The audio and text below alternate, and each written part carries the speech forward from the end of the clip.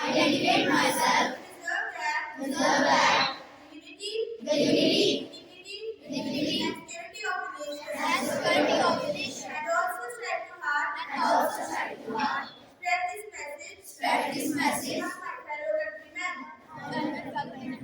I take this pledge, the spirit internal security of my India.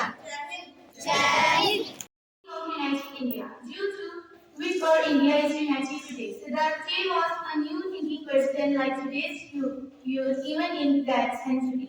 After getting independence in 1947, there were more than 500 princely states in our country, but Sardar Vallabhbhai Patel integrated these princely states in the country with his clear policy. India is the only country where people of different regions, section and caste live together with love and harmony. There is unity in diversity in our country, and this is the biggest strength of our country.